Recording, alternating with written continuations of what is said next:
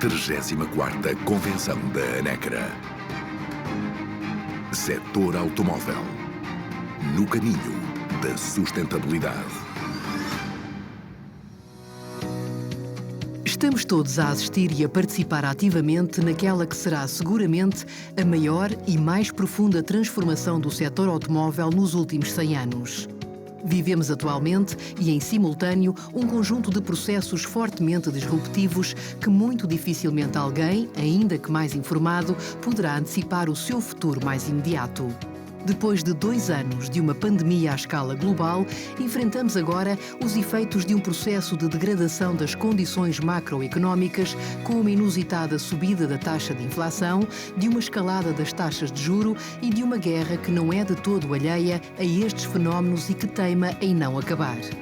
O setor automóvel, que para além destes desafios, que esperamos todos sejam conjunturais e céleres, enfrenta um conjunto de outras transformações que prometem mudar de forma indelével todo o modelo de negócio como conhecemos até hoje.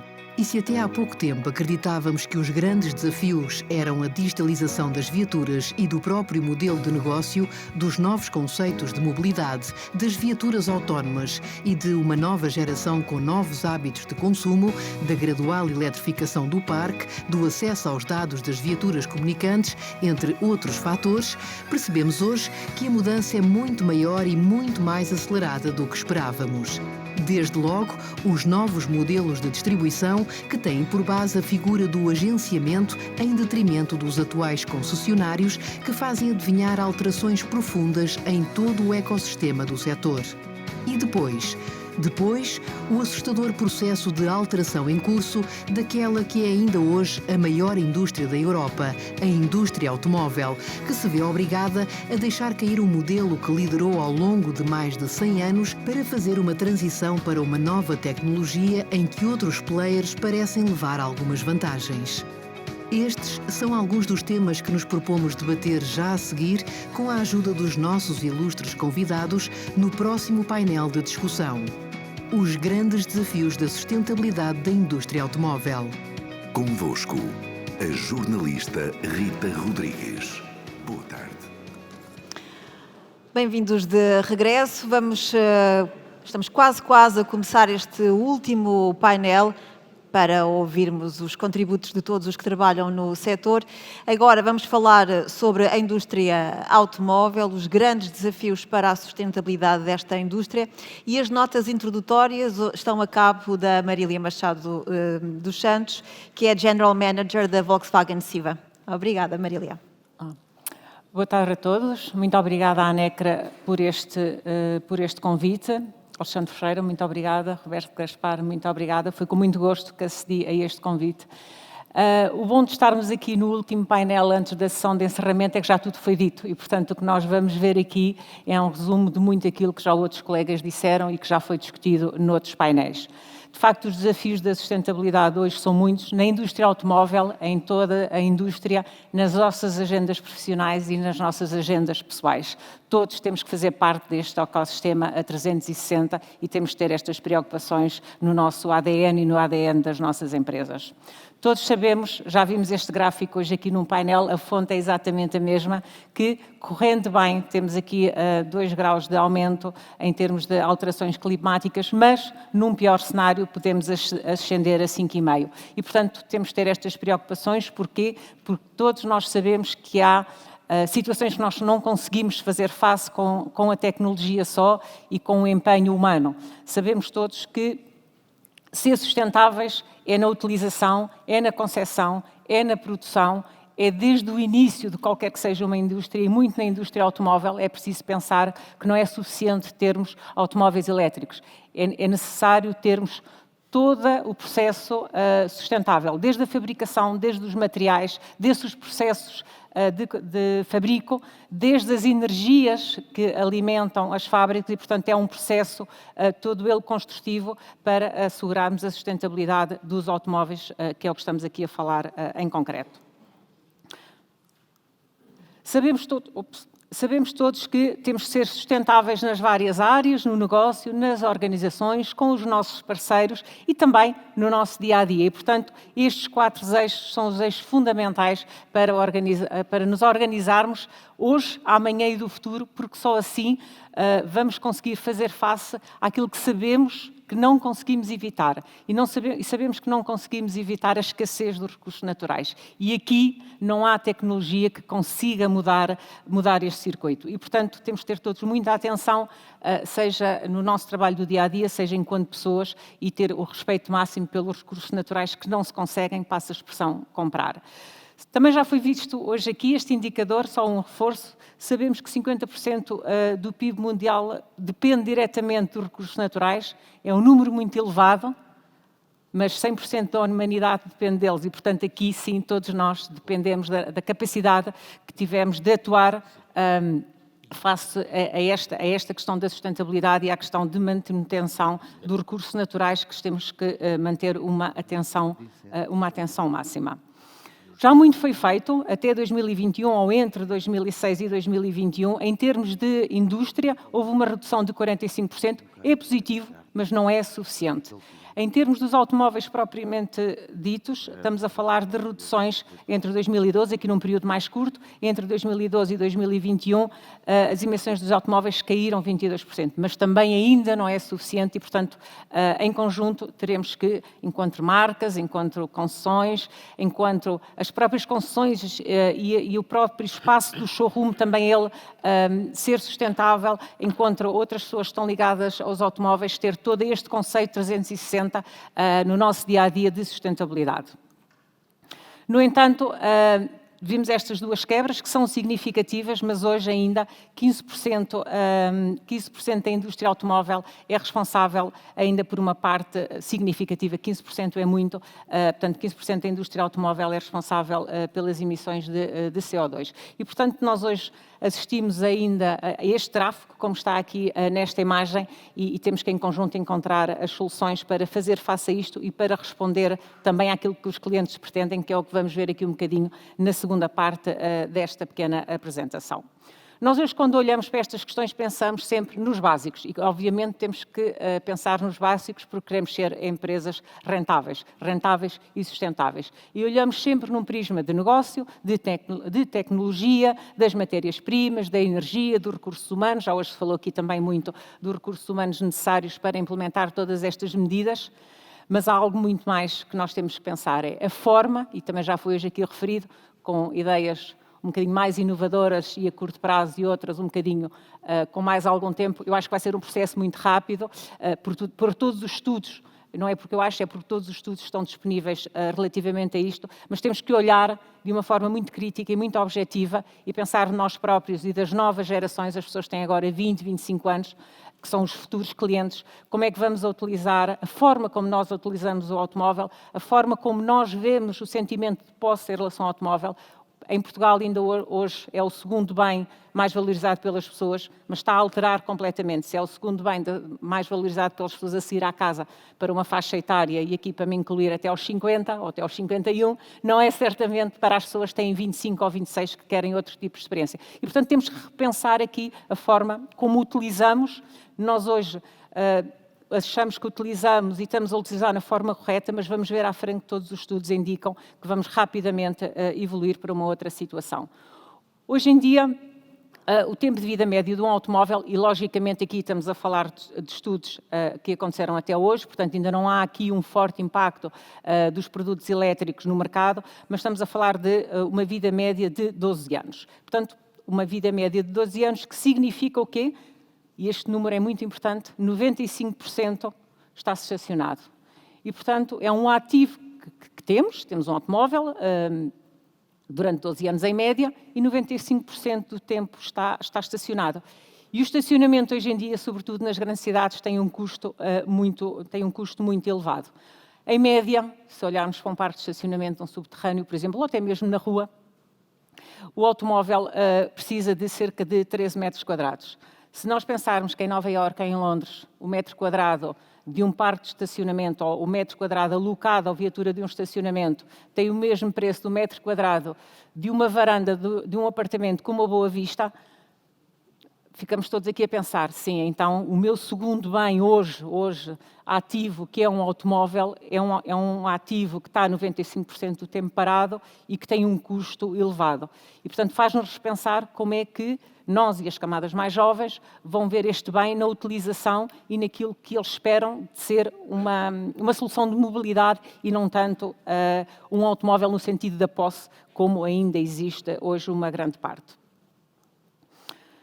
Nós, em média, passamos 4,3 anos a conduzir os nossos automóveis. E nós, hoje, efetivamente, conduzimos os nossos automóveis, de uma forma geral. Tiramos a carta, quisemos ter um automóvel e concretizamos aqui um objetivo. Hoje em dia, as novas gerações não pensam assim. Basta ver que a redução de pessoas que têm 18 anos ou 19 anos e quer tirar a carta diminuiu drasticamente, pelo menos versus a minha geração, e, portanto, há toda esta transformação naquilo que é a utilização do automóvel. Eles vão continuar a usar, mas como um serviço que vão ter para determinada situação em concreto e não que têm ali no dia-a-dia, como nós o imaginamos, na garagem. Tudo isto vai ter um grande desenvolvimento, não tanto pelo hardware do próprio automóvel, mas por tudo que é a nossa capacidade enquanto humanos e tudo o que são as grandes inovações que já cá estão e que vão evoluir bastante nos próximos tempos. Também já foi aqui referido hoje, portanto, esta apresentação é um bocadinho uma repetição das ideias que já foram aqui hoje partilhadas. A massificação do 5G, a inteligência artificial, portanto, todos estes sistemas vão permitir criar soluções adaptadas àquilo que é a utilização real de que se espera no futuro, que funcione, que seja prática, que seja mais ou menos como uma app de um telemóvel, que já hoje 90% se calhar daquilo que usamos de apps nos tornaram a nossa vida mais facilitada. Com isto tudo, e de uma forma muito resumida, isto vai permitir que venhamos a ter um futuro com estas designações, EACSY. E o que é isto? Isto vem também de um estudo. Nós vamos ser mais elétricos, mais autónomos, e no mais autónomos a primeira questão que todos nós colocamos é mais autónomos, vai-nos libertar tempo. Hoje em dia, nós temos que nos preocupar com recursos naturais, mas temos que nos preocupar também com o nosso tempo. Todos nós, certamente, acordamos de manhã e pensamos, não temos tempo para nada. E, portanto, claro que há o prazer de condução, e muitos de nós hoje gostamos de conduzir um automóvel e testar um automóvel e tudo isso associado, mas também há momentos em que precisaríamos de tempo. E, portanto, a parte da disponibilidade de automóveis autónomos, ou car sharing, vai nos permitir ter este tempo para investir em outras situações. Conectados, para transformar as comunicações e as operações entre vários produtos e entre várias pessoas que circulam nesses automóveis de uma forma muito mais célere, partilhados e em constante adaptação, porque a adaptação é contínua, é disruptiva, que já começou e não vai inverter. Hoje em dia, também um estudo publicado recentemente diz que até em 2035, portanto, ou até 2035, 50% dos automóveis vendidos vão integrar sistemas de condução autónomos avançados. Hoje, já algumas marcas o têm e, portanto, não vou fazer aqui uma lista das marcas que têm e que não têm, porque iria começar por exemplos próprios e, portanto, não é esse o conceito, mas é nós vermos que a parte do software já está a ser muito desenvolvida com base no hardware, que é a indústria automóvel de base. E nós, na Europa, temos uma grande vantagem, que é a tecnologia, foi trabalhada durante muitos anos, está muito avançada e, portanto, é um grande ativo que temos como força, até já vamos depois falar no painel, relativamente a outras ameaças ou desafios ou concorrência que estamos a receber, nomeadamente relativamente aos elétricos. Este é o percurso que a indústria tem, mas há algo que nós temos que pensar. Tudo isto só faz sentido se respondermos aos clientes. Porque se nós não conseguimos responder aos clientes, se uma marca não responde aos concessionários, se os concessionários não respondem aos clientes, portanto, nada disto faz muito sentido. E então existe aqui uma preocupação clara com tudo o que se está a desenvolver, de haver uma resposta clara aos clientes. Seja na forma como fornecemos mobilidade, seja na forma como o negócio está, seja nos modelos de negócio. Sabemos também que o modelo de negócio está a evoluir, mas tudo isto faz sentido se estiver adaptado àquilo que é a expectativa dos novos clientes. Existem também dados, com base num estudo, em que colocaram a seguinte questão. senhor consumidor acredita que a sua empresa está ou não está a fazer o suficiente para compensar o impacto ambiental? E este número é preocupante. 60% de todos nós não acreditamos nisso. Portanto, nós, enquanto responsáveis, enquanto agendas profissionais, temos de ter esta preocupação a 360, porque só assim este número irá reduzir e estamos todos a trabalhar para aquilo que é o correto, que é a sustentabilidade a 360. Quem são os clientes da amanhã? E até porque o tempo está a correr, quem são os clientes da amanhã? Os clientes da amanhã é o João e a Joana, que têm agora 26 anos, que são solteiros, têm uma startup e vivem numa grande cidade. E viver numa grande cidade, para ter um automóvel em propriedade, não se esqueçam, 1 metro quadrado em grandes cidades, mas Lisboa não deve estar muito fora disso, um custo que tem associado. E, portanto, é esta geração que está a olhar e que está, no fundo, a ditar aquilo que é e aquilo que tem que ser a mobilidade do futuro. Hoje em dia, esta geração, estes clientes de 26 anos, que serão os nossos clientes atuais e nos próximos dias, ligam muito à conectividade, aos transportes públicos, ao facto de já serem elétricos, às plataformas de mobilidade. Mas, a montante disso, eles já decidiram o que é que querem. Eles querem serviços partilhados, querem ter transportes públicos autónomos. Porquê? Porque valorizam o tempo e a experiência. Nós estamos numa fase desta geração que valoriza o tempo e as experiências. E, portanto, querem também transportes públicos, privados e elétricos. São tudo generalidades que nós já sabemos, mas que estão devidamente estudadas, analisadas e foram feitas com base em grandes amostras que nos ditam que isto é o caminho.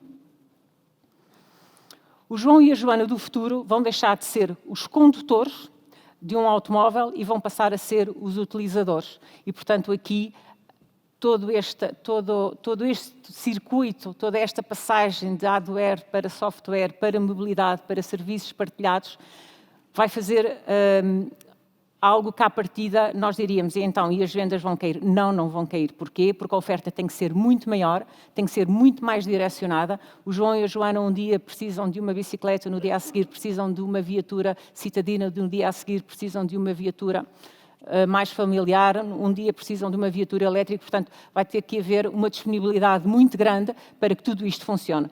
Porque se há algo que esta geração também olha, é que tudo funcione. Eles não estão disponíveis para testes, é a geração que tem tudo, que tem que funcionar tudo a 100%. Para terminar, 3 grandes eixos, os fatores externos. Nós sabemos todos que os nossos hábitos vão mudar, mudámos há pouco por uma pandemia, não será por aí que vão mudar novamente os nossos hábitos, mas os nossos hábitos e a forma como nós olhamos o automóvel, a forma como vimos a mobilidade está a alterar completamente e, portanto, este é um fator externo, que estamos atentos e estamos a trabalhar sobre ele. A parte da expectativa é que sim, a condução autónoma e a eletrificação e esta utilização partilhada vão levar a um aumento destas novas viaturas ecologicamente que fazem sentido, e o parque antigo terá que ser reconduzido com programas e com ações próprias para que seja reconvertido em viaturas menos poluentes ou efetivamente elétricas. E depois, em termos de implicações, as implicações têm que ser elas muito rápidas e estes planos têm que ser implementados muito rapidamente. Porquê? Porque também o modelo de negócio tem que se adaptar. Nós acreditamos, e no grupo em que eu estou, no grupo Volkswagen, acreditamos que os concessionários são fundamentais porque são os que acreditam em nós, são os que estão connosco, mas são sobretudo aqueles que dão a experiência ao cliente.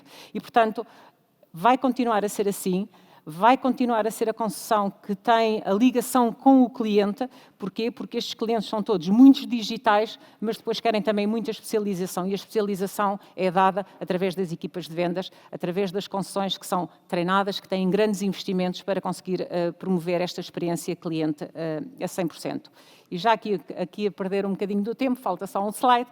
Portanto, a indústria europeia, já referi aqui, mas vai ter que lidar por aquilo que é a disrupção tecnológica que já nos habituou nos muitos anos e vai ter que ser aqui muito criativa para fazer face a esta nova situação.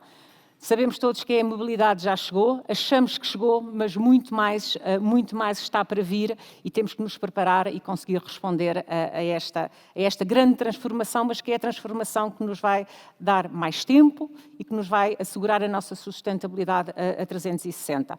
Portanto, o condutor vai passar de condutor a utilizador, o software vai ser cada vez mais predominante relativamente ao hardware e é basicamente aquilo que se estima que seja o futuro da indústria, sobretudo europeia, nos próximos tempos. Muito obrigada. E obrigada, então Marília.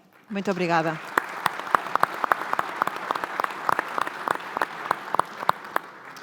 E agora a Marília vão juntar-se a este painel o Manuel Coutinho, que é vice-presidente da ANECRA, também o António Oliveira Martins, Managing Director da LeasePlan Portugal, o Alfredo Barros Leite, administrador da BL Motores, o Rodrigo Meneres, também diretor-geral da Santogal. Muito boa tarde a todos, obrigada por se juntarem a este painel para olharmos então para os desafios da indústria automóvel. E convém olharmos para o passado recente para percebermos em que momento é que estamos.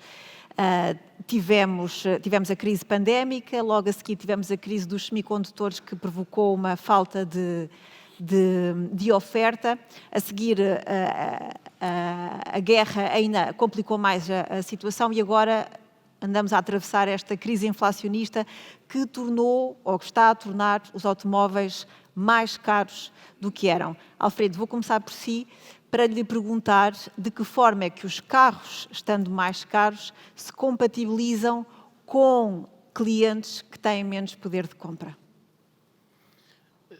A resposta é que não compatibilizam, obviamente. Terá que haver um esforço grande por parte de quem propõe esses mesmos carros, tentar encontrar soluções que vão mais ao encontro da capacidade das pessoas, os parceiros financeiros encontrarem soluções que permitam apaziguar a diferença entre a capacidade do cliente e o preço do automóvel. E penso que não haverá muito mais do que isso, é a diferença entre o preço e a capacidade de pagar. Não há muita maneira de resolver. Manuel Coutinho, como é que onde é que se encontram estes dois pesos que parecem puxar para lados opostos? Os carros mais caros, as pessoas com menos dinheiro para os comprar?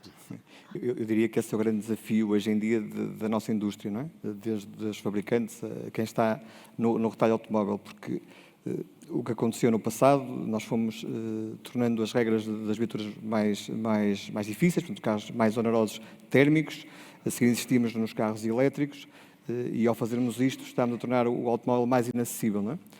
Em cima disto temos mais impostos, sejam eles impostos sobre os petróleos, sejam eles impostos sobre o IUC, sobre o ISB, que tornaram os carros ainda mais inacessíveis por aquilo que são as normas.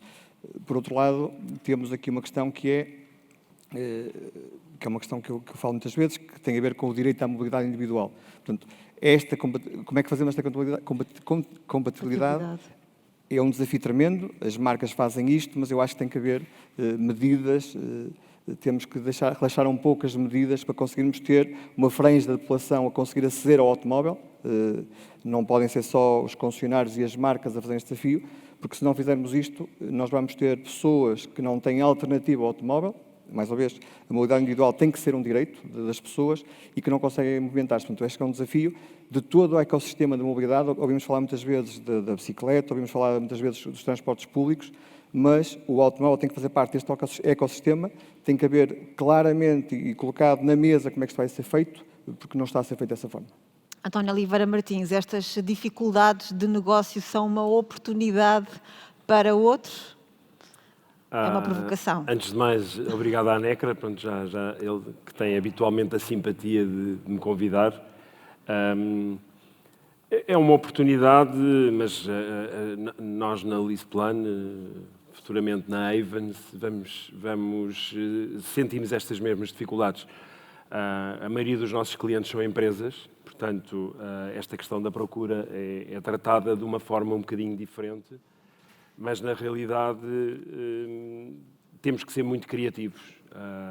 As soluções não são infinitas, mas passam muitas vezes por utilizar o automóvel mais tempo, passam por exemplo, a segmentos de PMEs ou particulares, fazer renting de usados, e passam muitas vezes nas empresas por procurar manter o seu custo, eventualmente com um downgrade da viatura, mantendo a mobilidade, mas com uma perda para o colaborador em termos de nível de carro.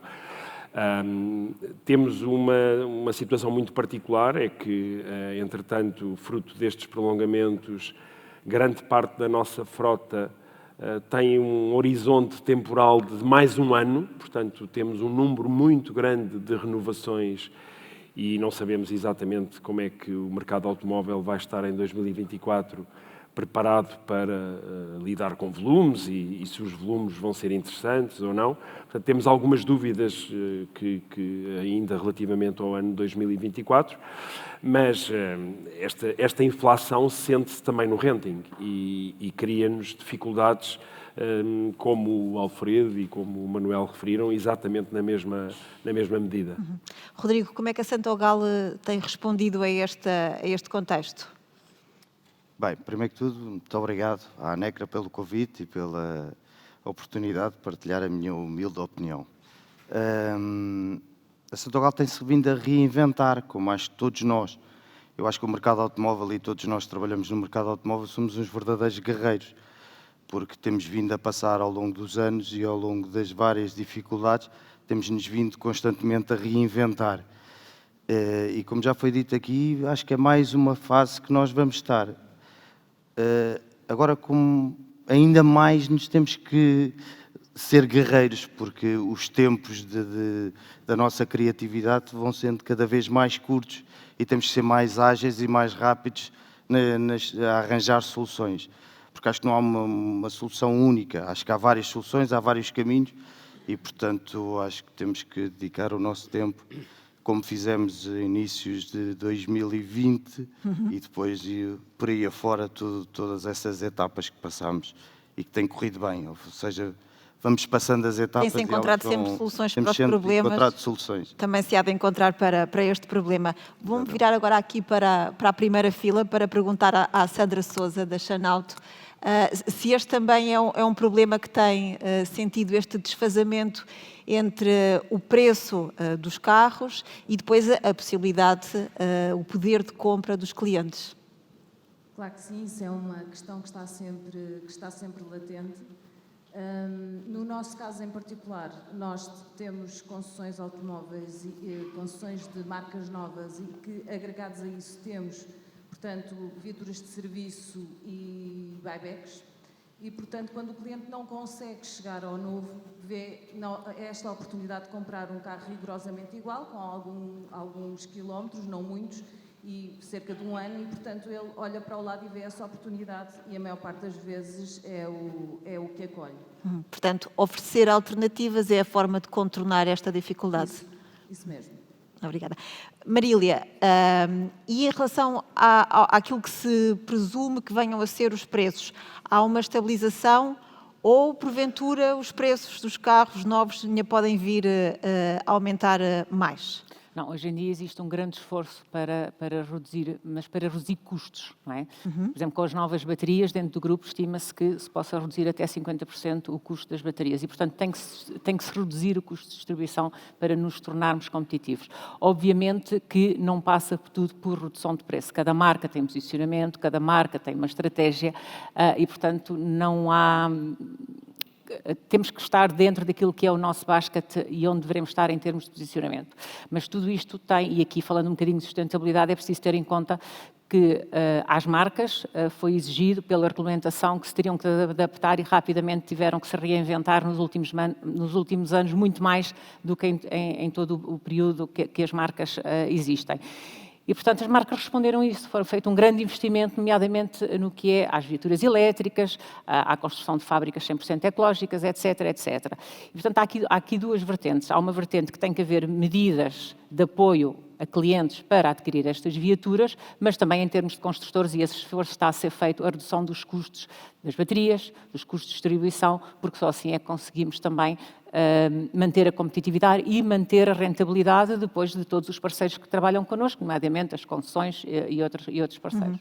Os construtores automóveis foram, durante anos, ainda são, aquilo que se apelida o motor da economia europeia. E quando falávamos da Alemanha, quando falávamos de França, associávamos sempre ao ramo automóvel e a quanto isso contribuía para o PIB de cada um destes países e para a União Europeia no seu todo. Aliás, quando olhamos para Portugal e olhamos para a exportação, associamos sempre a uma fábrica automóvel.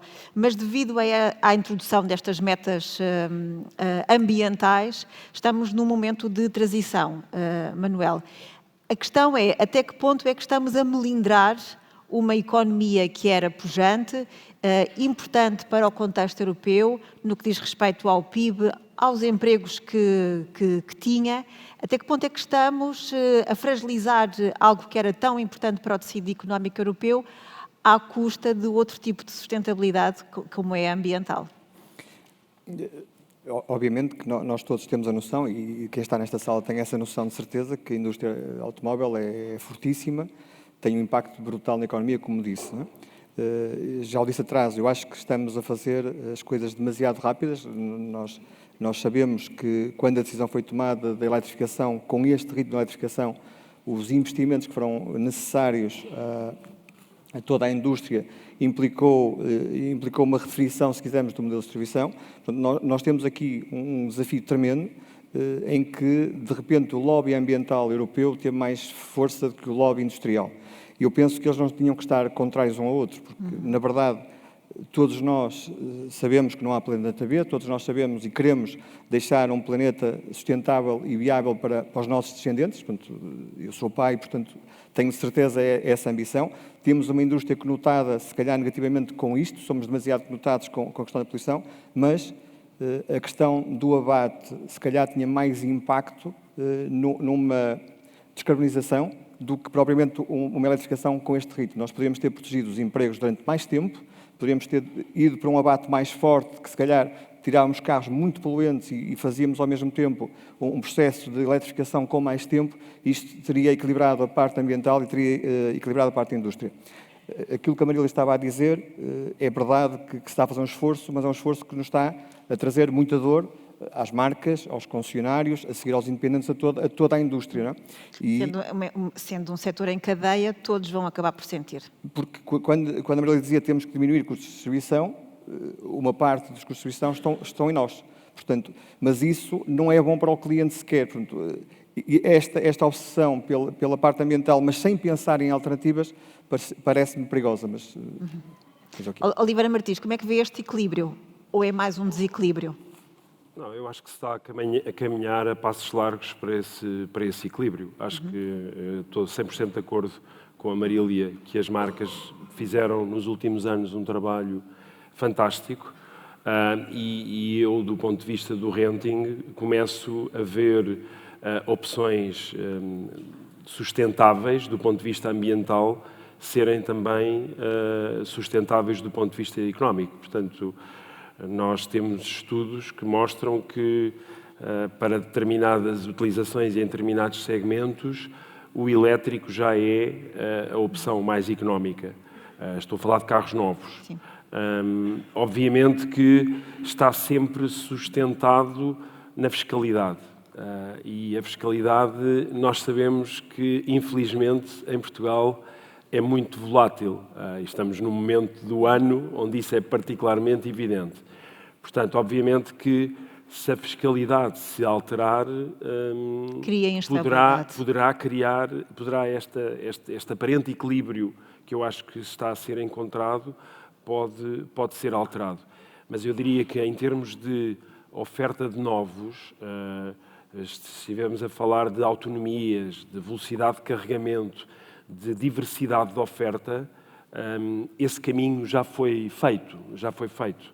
Hoje em dia, que uma empresa que queira apostar em carros elétricos para os seus colaboradores tem que, sobretudo, vencer questões de ansiedade, são mais barreiras psicológicas do que propriamente barreiras reais. Que falámos nos painéis da manhã. E há que ultrapassar e há que saltar um bocadinho para o desconhecido, mas obviamente que é preciso investir em infraestruturas de carregamento privado, em garantir que, em termos públicos, há um investimento também na infraestrutura de carregamento pública, mas eu diria que os astros estão-se a alinhar no sentido de Vamos no bom disso caminho, mas acontecer. é preciso continuar Sim, a apetrechar mas ao mesmo todo tempo o estou setor. de acordo Sim. que se deve fazer alguma coisa na cauda do parque automóvel, ou seja, os automóveis mais poluentes, para que aceleremos o contributo A para substituição. uma redução sustentável e rápida de emissões, passa muito por tirar os carros mais poluentes do mercado. Marília, recuando à questão da sustentabilidade, não só ambiental, mas também económica e social, e olhando para esta, que era uma economia pujante e que dava muito trabalho e que eventualmente pode estar aqui a atravessar também um momento disruptivo e difícil, o Manuel falava do lobby ambiental que terá vencido o lobby industrial. Revê-se nessas palavras? Acho que tem que ser feito um equilíbrio, porque nós, obviamente, cedemos a uma pressão governamental, não é? A uma regulamentação europeia, mas também conscientemente sabemos que é esse o caminho. E, portanto, o que tem que haver aqui é um equilíbrio justo e sermos bem assertivos em tudo aquilo que estamos a fornecer. Portanto, nós temos que fornecer viaturas elétricas, temos que ter a consciência que essas viaturas elétricas são produzidas num ambiente sustentável e temos que ter a capacidade de ser transparentes em tudo aquilo que colocamos no mercado e da forma como colocamos. E, portanto, esse equilíbrio tem que ser conseguido. Obviamente, e falava há pouco sobre a questão das empresas, por exemplo, em Portugal, hoje em dia, para uma empresa, na acessibilidade, existe alguma acessibilidade aos elétricos, mas para os privados é muito residual e, portanto, é preciso também, no caso de Portugal em concreto, trabalhar muito estas vertentes de suporte a clientes que queiram trocar a sua viatura ou por viaturas menos poluentes, como também já foi referido, mas também nesta vertente de elétricos. Porquê? Porque se ao nível das empresas existe um pacote de medidas, que é isso que sustenta hoje em dia 90% das vendas elétricas em Portugal, ao nível dos privados ele é muito curto. E, portanto, é preciso também dar essa visibilidade para fazer este equilíbrio que é necessário implementar. Muito bem.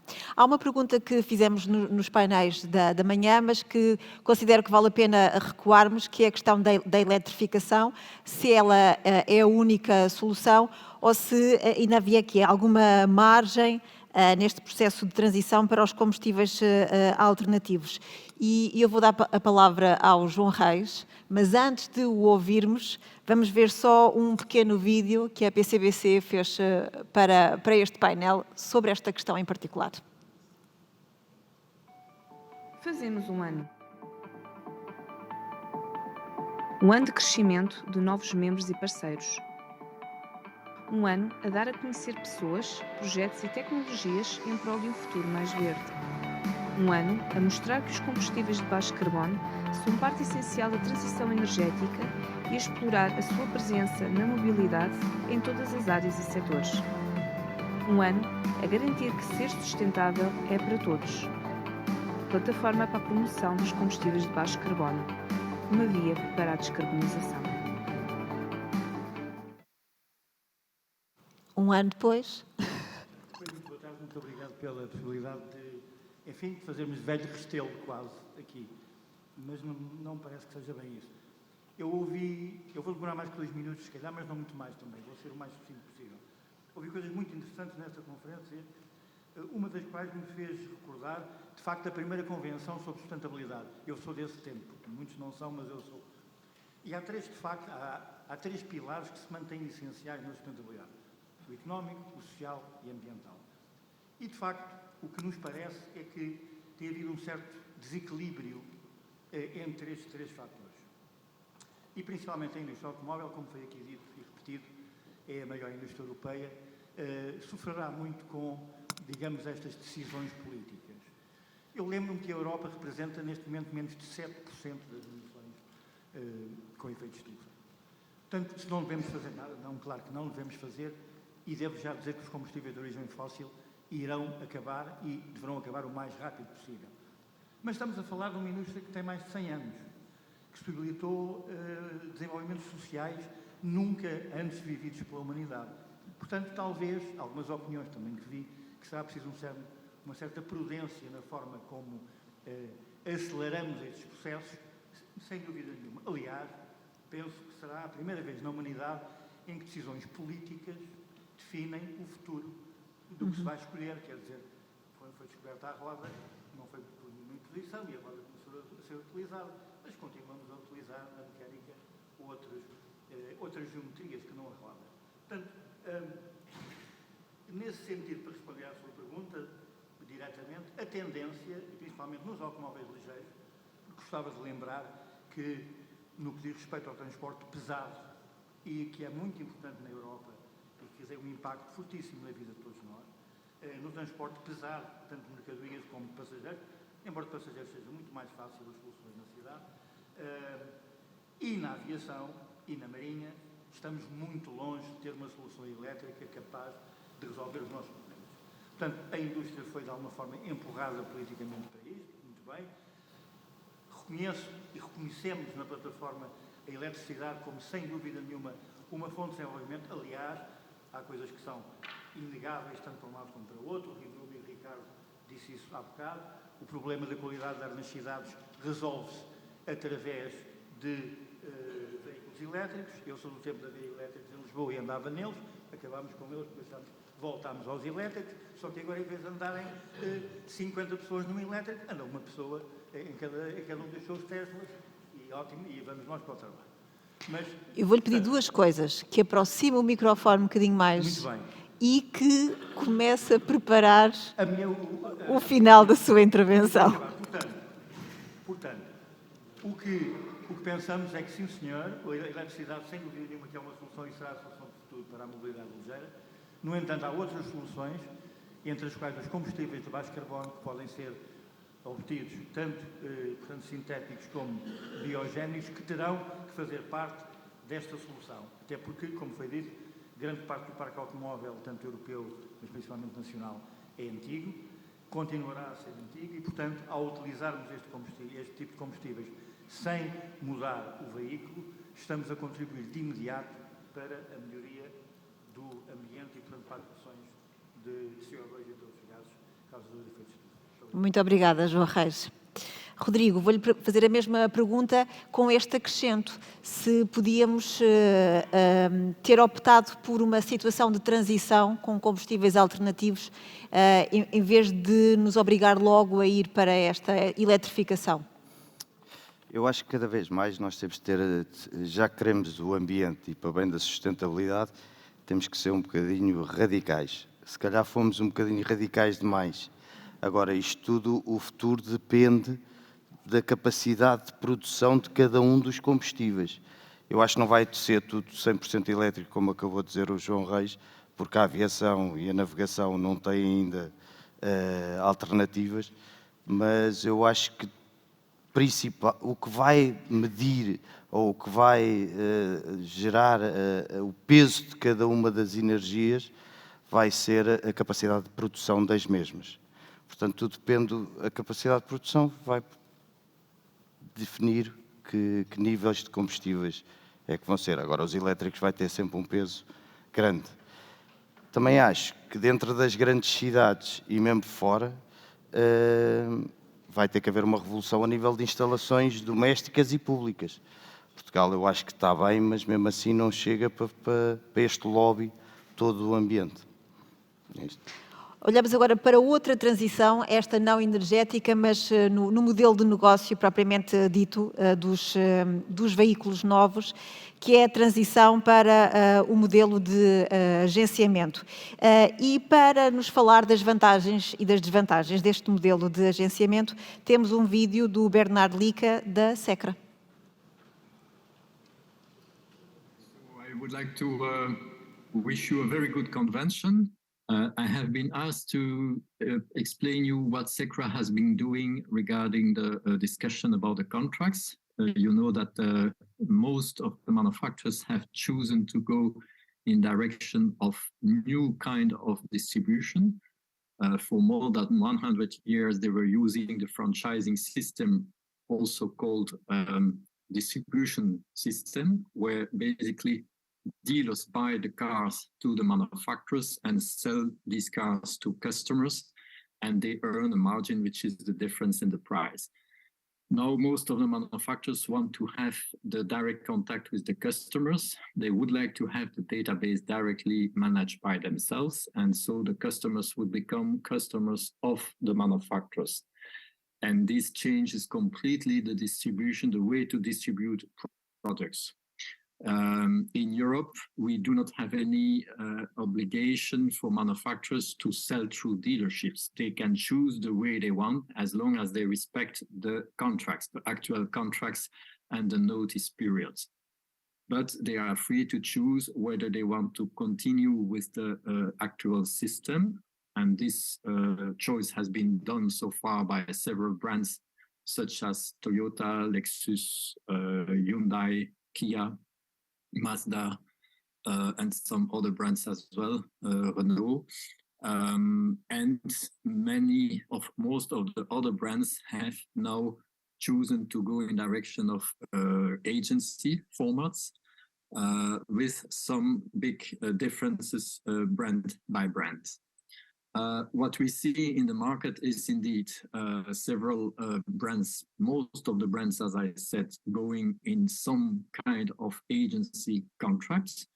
The manufacturers can perfectly choose, as I said before, for agency format.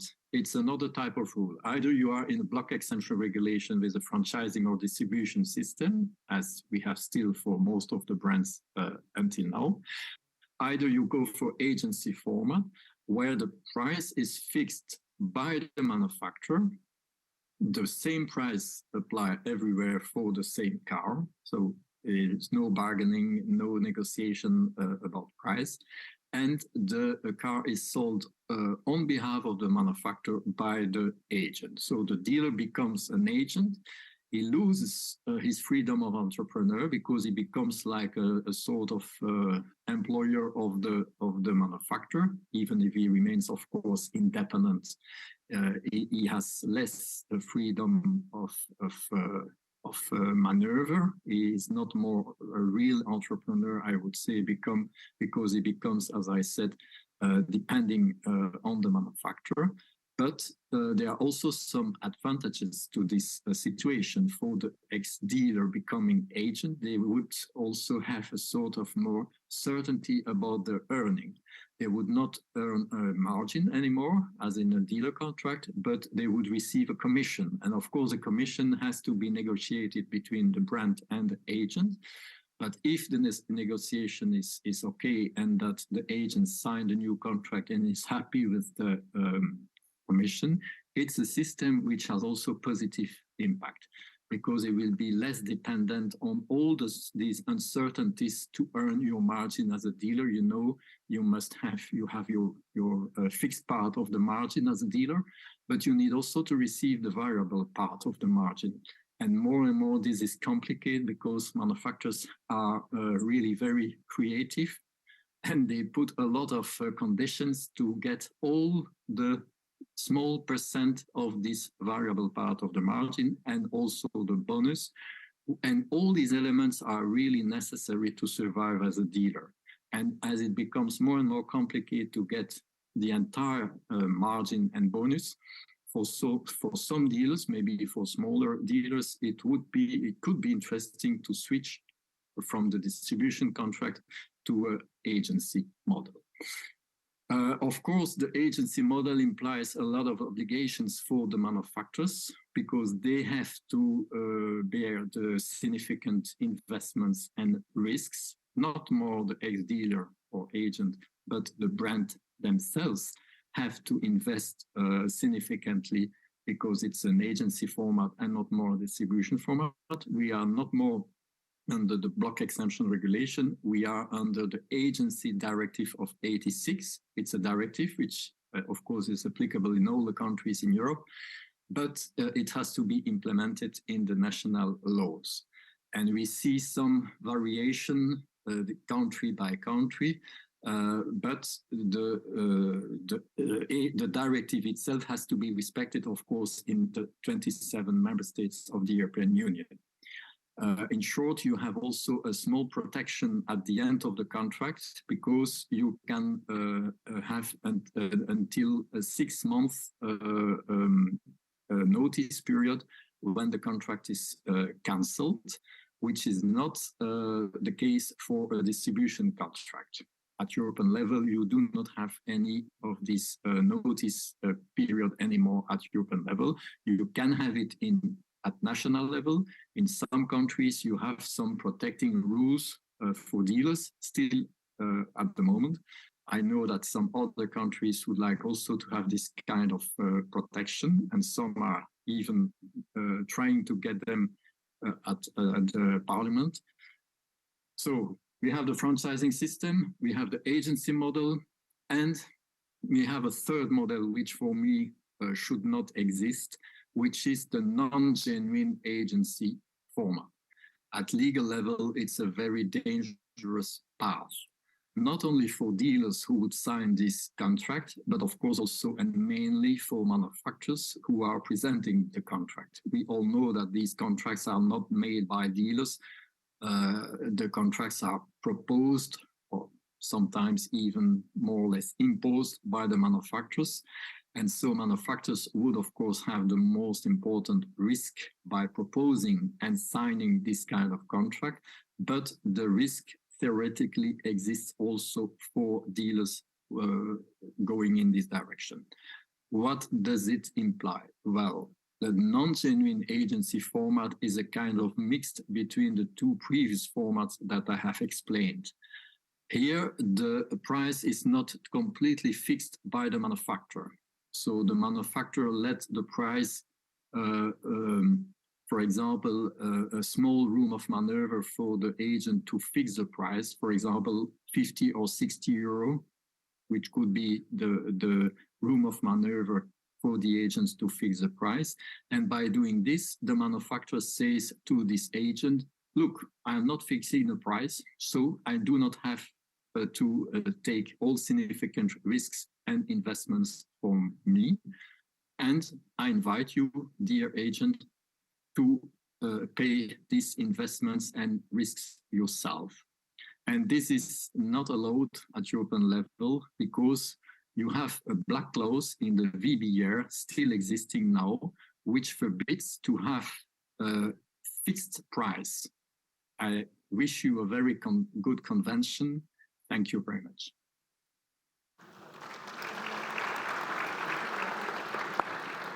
Alfredo, qual é a sua opinião sobre este modelo de agenciamento?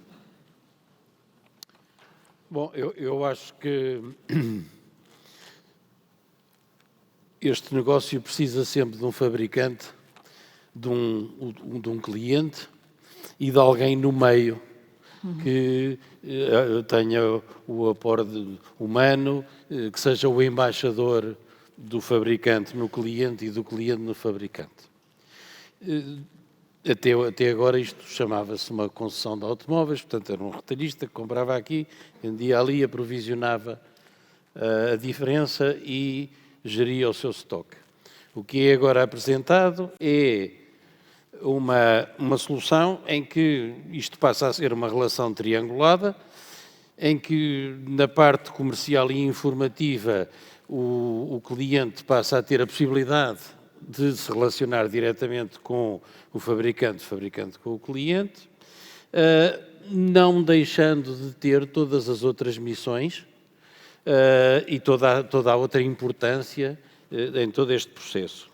A sua forma de remuneração, como aqui foi dito, passa a ser um FII, uma comissão pelo negócio, e aparentemente o estoque passa a ser do fabricante.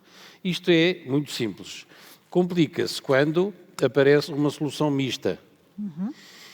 A solução mista varia de todas estas maneiras que aqui foram referidas, eventualmente de mais algumas, e, portanto, eu acho que vai depender muito da confiança que o atual concessionário tenha no seu fornecedor e no acreditar que ele possa ter de que, de facto, todas aquelas variáveis que ali estão e que são de difícil antecipação, vão assegurar que o seu negócio é devidamente remunerado.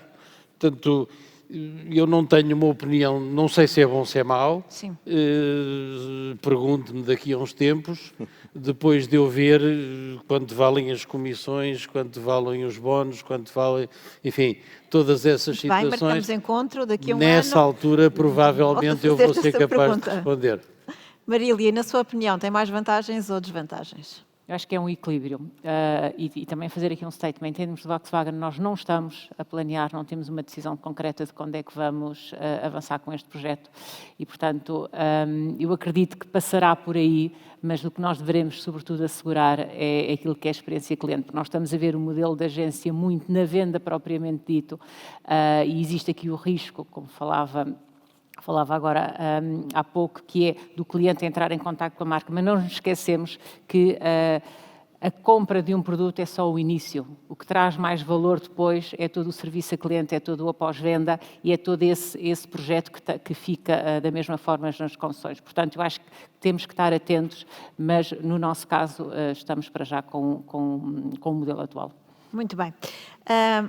Falámos aqui de várias transições que estão a acontecer e agora lançávamos aqui o repto ao Nuno Castelo Branco para debruçar-se sobre o processo de digitalização para os veículos novos. Vou começar aqui por debruçar na mesa, mas para facilitar aqui o acesso ao microfone. Mas antes de mais, ou seja, eu acho que esse é um tema que hoje em dia está muito em voga a nível internacional e nacional também. Inclusive, com a Marília, tive o prazer de estar com ela na CNN recentemente, onde abordávamos exatamente todo este tema da digitalização e toda a importância do ajustamento do marketing. E aqui, até fazendo referência ali à Marília, naquilo que ela deixou lá, é a transformação brutal que as marcas têm feito nos últimos anos, em que tradicionalmente era tudo muito above the line, muito na televisão, muito outdoor, e hoje em dia a vertente digital tem cada vez mais peso. E aquilo que tem vindo a acontecer e nós já sentíamos isso no stand virtual, como marketplace de referência, que praticamente 20% das pessoas que vêm ao stand virtual, que até um determinado momento só tinha usados, acabavam por comprar um novo, que é exatamente mais ou menos o rácio em Portugal. Hoje em dia às vezes é 4:1, 3:1 em relação aos carros novos. E por isso criámos uma área de novos. O que faz com que, hoje em dia, a área de maior crescimento em termos de tráfego e de geração de leads do stand virtual são os carros novos. Acima de tudo, porque há aqui uma nota muito importante e que neste painel sai e também está subjacente à preocupação quer dos operadores, quer de quem compra, que é quem compra um carro elétrico é uma pessoa muito mais preocupada, muito mais analítica. Ou seja, obriga-nos a nós também a dar muito mais informação comparativa, o que é que o carro, qual é a autonomia, qual é o custo ao quilómetro. Mas deixava só uma nota, nesta última intervenção que estava aqui ao lado da Sandra, e achava isto interessante, ou seja, este tipo de preocupações, eu sei que a Sandra gostava de ter feito este debate, mas há bocado não fez, mas acho que é extremamente interessante até da abordagem e algumas pessoas têm um pensamento mais visionário, ou seja, por exemplo, o caso aqui da Chanel forrou, se não me engano, os tetos todos com painéis solares. Ela tem aqui uma aplicação que diz que neste momento na Chanel já pouparam mais de 120 mil quilómetros num ano daquilo que já não emitiram de CO2. Ou seja, temos aqui um grupo que, por si próprio, imagine-se 4 vendedores é como não se tivesse emitido CO2. Ou seja, há esta consciência, penso que a Sandra é um exemplo, haverá mais, mas que está na linha, que é um operador que também tem novos e usados, em termos desta lógica de sustentabilidade, que eu acho que é de louvar. Parabéns, Sandra. Obrigada, Nuno. Parabéns, Sandra, também. E agora que estamos quase a chegar ao final do nosso debate e a lançar na mesma questão duas provocações, por assim dizer, que é olhar para um modelo disruptivo, que é o da Tesla, não apenas enquanto carro em si, mas o seu modelo de negócio e a forma completamente diferente como chega, neste caso, a Portugal e depois como é que é vendido. Portanto, até que ponto é que se pode buscar alguma inspiração no ceticismo inicial com que se olhou para este modelo de negócio, mas, por outro lado, também a questão dos carros que vêm da China, os carros chineses, que mereceram, inclusivamente, uma preocupação no discurso da Presidente da Comissão Europeia, no seu último discurso do Estado da União. Até que ponto é que são uma ameaça? Portanto, estamos aqui a falar de duas ameaças numa só, ou uma delas é mais aliciante e inspiradora do que a outra? Marília, começávamos por si. Bom, eu acho que a concorrência tem que ser olhada, tem que ser respeitada e temos que ver as megas tendências do cliente. No entanto, é preciso não esquecer que existe um património de marca, existe uma imagem de marca, existe um serviço de marca. Nós claramente que estamos atentos, mas é preciso ter em conta que estamos no início. E, portanto, quando for possível ver o ciclo completo, que é um desses produtos chegarem ao mercado e começarem a entrar nas oficinas e terem um serviço cliente, e terem uma experiência cliente, e terem uma equipa de vendas que o segue, e terem todo este processo, é preciso consolidar esse processo e ver como é que se irá adaptar, porque hoje em dia as marcas em Portugal, tirando as marcas que acabou de referir, têm todo um investimento humano muito grande de serviço ao cliente. Claro que temos que ir para o digital, mas o digital também tem que permitir a experiência cliente e a especialização e a escolha, porque estamos a falar de escolhas também muito redutoras naquilo que é o cliente que gosta de personalizar. E, portanto, eu acho que nós temos o valor de marca, temos a experiência de marca, estamos instalados no mercado, temos uma rede muito forte, e falo em nome da Volkswagen e outros construtores, e esse valor tem que ser refletido. Nós já assistimos a estas tendências de muda o mundo nos têxteis, na alimentação, e estamos a ver que vamos estar a voltar à especialização. No entanto, respeitamos a concorrência, olhamos bem para ela, mas é preciso ter em conta que os produtos elétricos fazem sentido se forem produzidos num ambiente sustentável. E, portanto, não temos tempo agora para discutir quais são as fontes de alimentação das fábricas que estão a produzir algumas destes produtos elétricos. Estamos a falar de carvão ou estamos a falar de produtos sustentáveis? E não nos podemos esquecer que uma viatura, por exemplo, fabricada na China, que vendida na China e vendida na Europa, em Portugal, por exemplo, custa o dobro do preço. E, portanto, é preciso ver quais são os suportes que estão aqui por trás, que não são diretamente da indústria, da concepção verdadeira de um produto de qualidade. Mas, de qualquer das formas, toda a concorrência é respeitada, devemos segui-la, mas estarmos muito cientes daquilo que são os valores das marcas que nós temos. Manuel, neste sentido que a Marília chamava a atenção, estamos a falar de concorrência desleal, porque nós estamos aqui a olhar para as metas de sustentabilidade e depois estamos a deixar entrar no nosso continente carros que, para serem produzidos, gastam muito, poluem muito mais? Bem, eu não tenho de todo os dados todos, isto é, eu não tenho o custo de fabrico, digamos assim, de cada automóvel. Mas ainda a pergunta anterior, porque ela é interessante, dizer-lhe isto, que é, nós temos um mercado que não cresce. Portanto, a entrada de uma Tesla, a entrada dos chineses, vão ocupar no mercado que estava em concentração, portanto, todo o mercado estava a concentrar-se em grandes fabricantes, de repente aparece uma panóplia de alternativas para os consumidores, nova, portanto, que sejam eles Tesla, sejam eles chineses, que vão ocupar um espaço do mercado. Portanto, isto vai fazer com que vai fazer com que haja oportunidades novas naquilo que são os modelos que aparecem, mas vai pôr em causa a rentabilidade de todo o mercado, porque ele realmente passa a ser diferente. Não é? Deixa-me só dizer uma coisa do Tesla, eu tive a ler, quer dizer, o modelo Tesla é um modelo espetacular, portanto, funcionou brilhantemente, numa altura em que a procura foi melhor que a oferta, não é? Eu diria que numa fase em que a oferta é maior que a procura, vamos ter que provar o modelo Tesla, não é? Ainda assim, eles têm baixado preço, com algum custo para quem tem carros em estoque e quem tem isto tudo.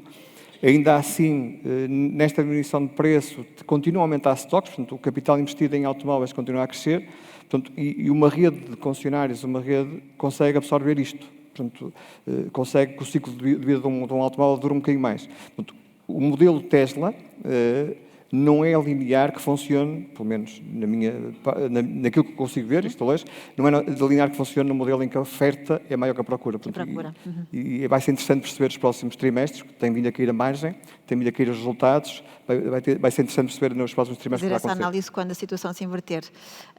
António Oliveira Martins, na sua perspectiva, para o seu modelo de negócio, é mais uma ameaça ou é mais uma oportunidade? Em princípio, eu diria que são mais oportunidades, porque como grande comprador de automóveis, por um lado agrada... Mais diversidade houver. Maior diversidade de oferta. Pronto, obviamente que eu também não tenho dados para avaliar se na produção jogam-se as mesmas regras do campo de batalha europeu e não tendo esses dados, mas vendo pura e simplesmente do ponto de vista da diversidade de oferta, isso é bom para um grande comprador de automóveis, porque aumenta a concorrência, obviamente. Relativamente ao modelo Tesla, pronto, acho que para já teríamos que pensar o que é o modelo Tesla. Pronto, se estamos a falar de um modelo mais desintermediado, eu penso que isso também é uma oportunidade para uma empresa como a nossa, porque na realidade, e como o Alfredo disse, há um cliente de um lado, há um fabricante, e por que não estarmos nós no meio, não é? Sim. Nós também reclamamos esse espaço e a Tesla permite-nos ocupar esse espaço.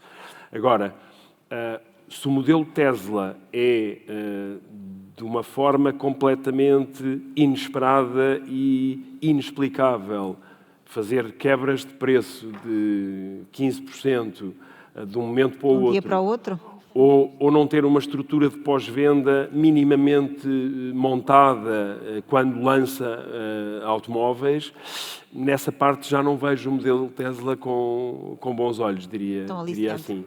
Alfredo, esta ausência de intermediário, esta desumanização, culturalmente acredita que irá criar aqui algum obstáculo para os portugueses, para o nosso mercado?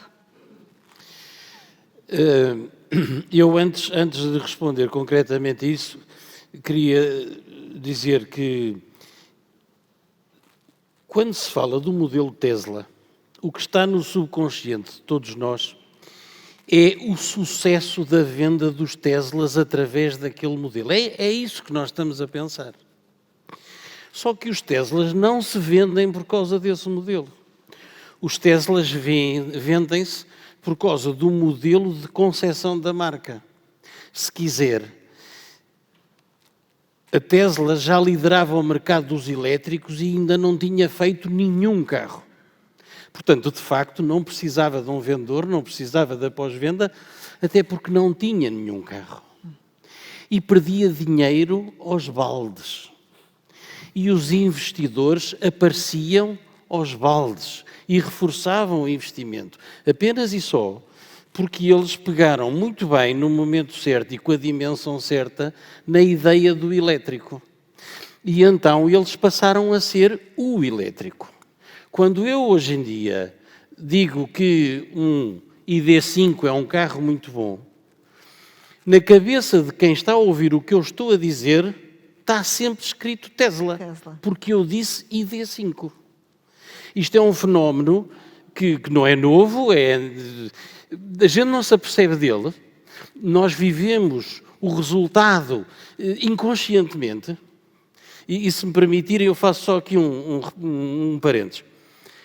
Eu vendo Volkswagens há 40 anos e existia um fenómeno igual, que é o do Golf. O Golf é um produto feito por uma marca credível, muito é bom, é competente e lançou o conceito do carro de 2 volumes. E durante 40 anos, por esse facto, este carro liderou o mercado durante 40 anos, rodeado de produtos competentíssimos, esforços enormes de toda a concorrência para conquistar o lugar esse que não está disponível, porque foram eles que inventaram o conceito. Eu não sei se é exatamente como eu estou a dizer, mas se não for, é muito parecido. No Tesla acontece exatamente a mesma coisa. Para a frente, com certeza que vão haver os problemas todos da pós-venda, com certeza que a certa altura esta história do pioneirismo vai perdendo qualidade, vai perdendo importância e fica disponível para os outros. Do marketing. E, com certeza, é estrategicamente, sobretudo estratégia, é um ato de estratégia muitíssimo bem engendrado e muitíssimo bem implementado. Não é? Até a contenção de novos modelos e tudo mais é de uma riqueza estratégica extraordinária. E, portanto, quando a gente diz o modelo de distribuição da Tesla, isso não interessa nada. Não, desculpem. Não é importante, porque o importante é o sucesso. E o sucesso é se a Tesla tivesse começado e fosse entregue a uma rede de concessionários, provavelmente vendia ainda mais, digo eu. Sim, porque as pessoas, quem compra, não compra pelo processo de distribuição, compra o produto. Rodrigo, É o pioneiro. Cabe-lhe terminar este painel. Como é que se responde a este sucesso de marketing quando até agora o modelo era completamente diferente? Não se responde, porque eu acho que o modelo Tesla é um modelo único e só serve mesmo para a Tesla, e é a Tesla, como tudo o que foi dito aqui, que eu concordo com o Alfredo e com o Manel. O que disse é, vamos ver o futuro da Tesla. Agora, o modelo de distribuição da Tesla não vai funcionar em mais nenhuma marca, porque ele foi criado para aquela marca e, portanto, é um modelo exclusivo daquela marca. E, portanto, os próximos modelos de distribuição vão ser... E a cópia nunca é tão boa quanto o original. Exatamente, pronto. E, portanto, em relação à Tesla, isso. Em relação aos chineses, e o que falávamos há bocado dos chineses, eu acho que as marcas chinesas são uma oportunidade para quem está no retalho, e são um desafio gigante para os importadores e para os fabricantes. Portanto, ou seja, eu também não sei dos dados na origem, portanto só posso falar sobre os dados que são públicos. Eu acho que na minha posição os chineses é uma oportunidade de negócio. Para as marcas que eu também represento, são um desafio como é que se vão manter as cotas, isto, como se dizia há bocado, já não me lembro quem, o mercado é aquele. Portanto, vamos ver quem é que é o melhor guerreiro, voltando ao início da minha intervenção, quem é o melhor guerreiro e consegue combater com as armas que tem para vencer a guerra. Muito bem, já sabemos que vamos ter de nos encontrar daqui a alguns meses para então aferir o sucesso do modelo de agenciamento e também quando houver mais oferta do que procura, como é que está o modelo Tesla, mas para já agradeço à Marília, ao Rodrigo, ao Alfredo, ao António e ao Manuel este painel e toda esta reflexão que fizemos em relação à indústria automóvel. Muito obrigada. Boa tarde.